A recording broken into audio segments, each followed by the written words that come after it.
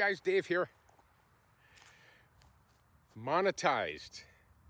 Man, did that take me by surprise. I just heard lately that they're increasing the watch hours from 4,000 to 8,000.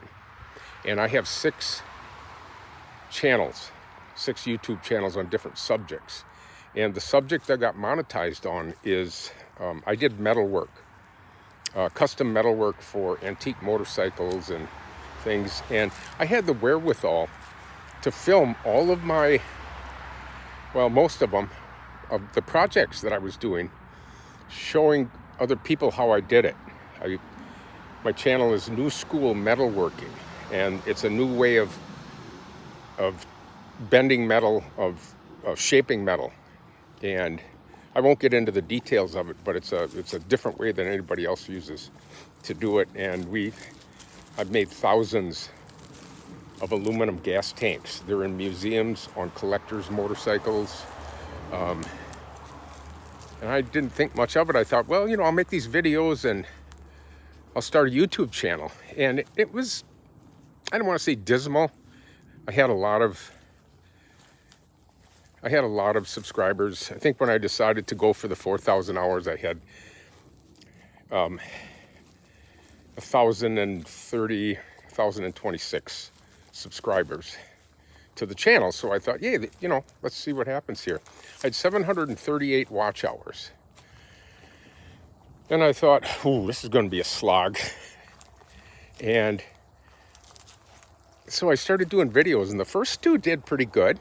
I was giving away the secrets that I was holding dear to my heart all of these years of how I did it. I would just show the finished product, and they were really nice looking. Well, I decided to go ahead. I'm 73. I'm not worried about competition anymore. I've had people come into my shop and take classes on using this technique, and that paid a kind of a pittance for what we're talking about with YouTube and stuff. But I started a series called No Secrets, and that really resonated with people. I showed them how I made the metal, all the tools that I used for it, specialty pneumatic tools. And right now I'm in the process of showing them how I make the fiberglass tooling that you press the metal into. You actually press the metal into it with pneumatic tools. So that probably doesn't mean a lot to anybody, except for the fact that that's 700 and some watch hours turned into 4,000, 5,000, 6,000, 7,000 watch hours. After about the 3rd video, I hit pay dirt. It went viral. And all of a sudden I was, holy cow, I'm here already. It's kind of a surprise, something I was wishing for and hoping for, but it didn't look realistic to me. You're going to hear a little grumbling in the background. We got a thunderstorm coming through off in the distance. And it dawned on me, and we're both on limited incomes. It dawned on me that now I've got a part-time job. Probably more full-time than part-time, because you don't want to lose that 4,000 hours, especially now, when to get back into it, if you lose that 4,000 hours in 1 year, right? The subscribers and the watch hours, you're starting all over again. Then I need 8,000 watch hours in 1 year. But my videos are doing well enough that I'm really not worried about it. But just a heads up to people who are going for the monetization. But a little bit of jumping through hoops to get your bank. They have to identify who you are, and they send you stuff through the mail, and it's always 2 weeks before you receive it or whatever. And you have to give them your bank, all your bank stuff, banking information, so they can wire transfer your funds to your bank and everything. Kind of a pain. I'm not real tech savvy, but I work through it. If I can do it, anybody can. And here we are. Now I feel like a slave to YouTube. they're calling the shots. But I will say they're very helpful.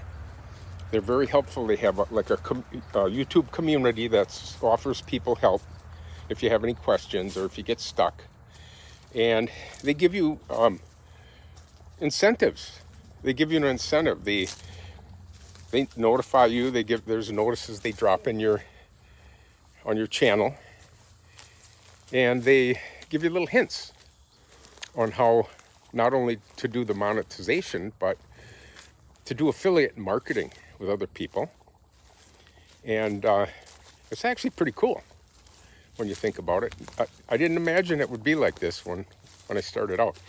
But for anybody out there that's trying to be monetized, it's just do what you do. And if your channel's not getting a lot of views, just keep working on it. Those channels, and this is what happened to me. I started my other channel 5 years ago, at least, maybe 6 years ago. And I started putting these videos in of me showing off my work, which earned me people coming to me and hiring me to do their work for them. And I thought, this is great. This is like the coolest infomercial. You know, you can make your own commercials and get it out there to people. But then later on, all of those videos from 6 years ago are making me money right now.